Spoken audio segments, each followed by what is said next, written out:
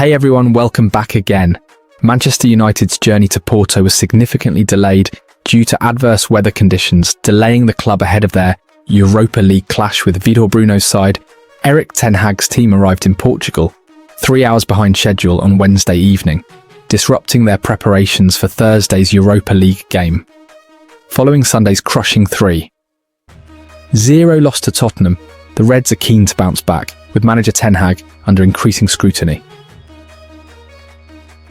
A victory over Porto would mark their first in this season's Europa League after a lacklustre one. One draw against Dutch Team 20 last week. Departure for Portugal was scheduled for around 3 p.m, but Manchester's foggy and rainy conditions meant they didn't leave until 6:10 p.m, arriving at 8:30 p.m. BST. Ten Hag's pre-match press conference at Estadio de Dragao was originally slated for 7 p.m, but was subsequently postponed to 8:30 p.m. BST. The Dutch coach is likely to face challenging questions, given United's 4 losses in 9 games across all competitions this season, and at the time of writing, it is still yet to start. Co-owner Sir Jim Ratcliffe and his Ineos associates will be observing closely as Ten Hag strives to reverse Old Trafford's fortunes following their disappointing start to the season. The encounter with Porto signifies the beginning of 2 difficult away matches for the Reds. Ahead of next week's international break, reports the Mirror United are gearing up for a crucial clash with Aston Villa on Sunday, which could prove pivotal for the ex-Ajax boss. Despite murmurs of uncertainty, United's front office has affirmed their support for Ten Hag, having contemplated his role during the off-season and even engaged in discussions with potential successors. Ten Hag reaffirmed his commitment to turning things around in a defiant interview with Sky Sports, stating, "We're going to make a success from the season. Nothing is easy, but this is nothing for me to panic about. We can sort the problems out, this team can sort this out." When quizzed about whether the forthcoming fixtures would dictate his tenure's fate, Ten Hag said, "I'm not thinking about it.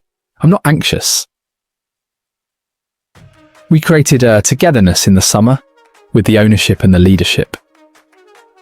We made this agreement and we were all behind it.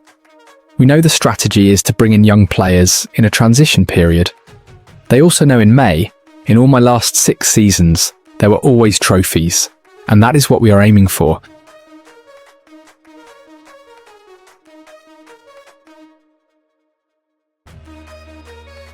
Manchester United have included Dan Gore in their 23-man Europa League squad to face FC Porto. Gore started and captained the under-21s against Hertha Berlin on Tuesday night, but played just over an hour in that game and has travelled with the first team to Porto. The 20-year-old was given his first team debut by Erik Ten Hag in September last year. Gore has always been highly regarded by coaches in the academy, however. He made his first appearance for 8 months due to injury last week, and is looking to get back up to speed again.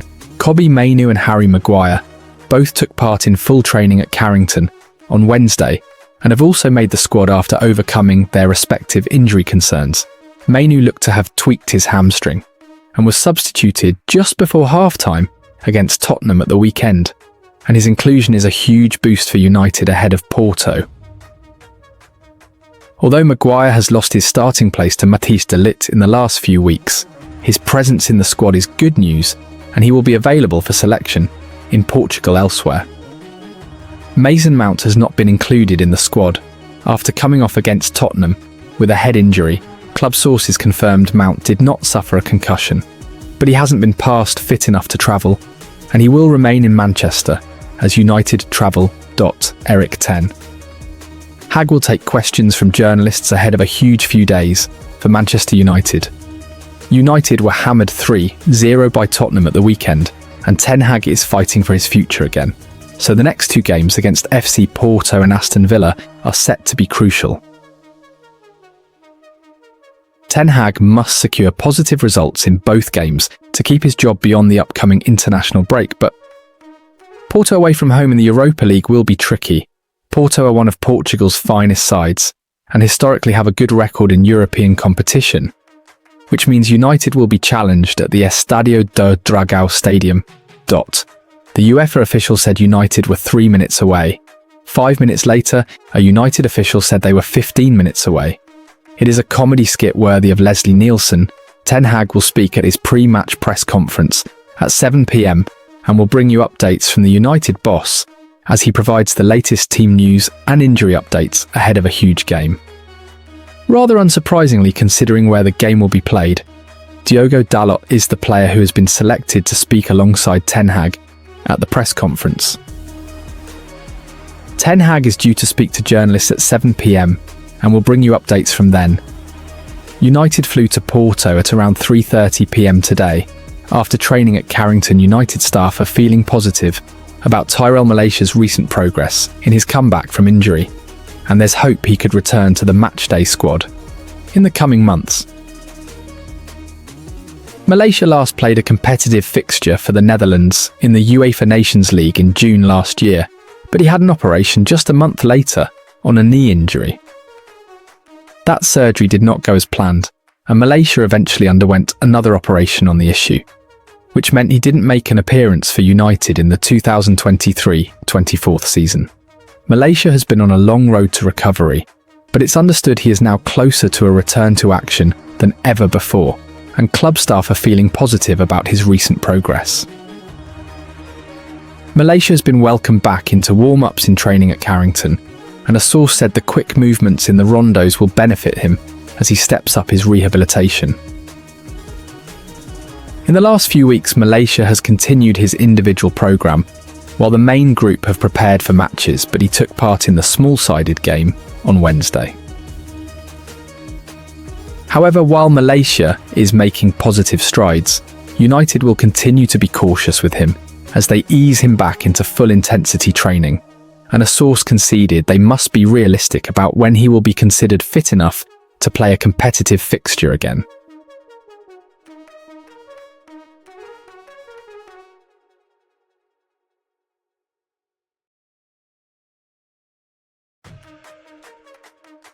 Hey everyone, welcome back again. Manchester United staff are feeling positive about Tyrell Malacia's recent progress in his comeback from injury, and there's hope he could return to the matchday squad. In the coming months, Malacia last played a competitive fixture for the Netherlands in the UEFA Nations League in June last year, but he had an operation just a month later on a knee injury. That surgery did not go as planned, and Malacia eventually underwent another operation on the issue, which meant he didn't make an appearance for United in the 2023-24 season. Malacia has been on a long road to recovery, but it's understood he is now closer to a return to action than ever before, and club staff are feeling positive about his recent progress. Malacia has been welcomed back into warm-ups and training at Carrington, and a source said the quick movements in the rondos will benefit him as he steps up his rehabilitation. In the last few weeks, Malacia has continued his individual programme while the main group have prepared for matches, but he took part in the small-sided game on Wednesday. However, while Malacia is making positive strides, United will continue to be cautious with him as they ease him back into full intensity training, and a source conceded they must be realistic about when he will be considered fit enough to play a competitive fixture again. After 16 months of not playing, Malacia will naturally be off the pace when he returns, and he will have to prove he is at the level required for United when he's at full fitness. The Dutchman could finally return in the winter months of November and December, but he is not expected to be thrown into starting teams. Despite the lack of cover, at left-back, Malacia's contract expires in the summer of 2026, which means he will enter the final year of his contract at the end of the season, and the reality is he will fight for his future. The defender has been challenged mentally and physically during his prolonged layoff and will be desperate to prove he can add something to the team when he does make his comeback. The Manchester Evening News were the first outlet to reveal why Malacia had been absent in October last year.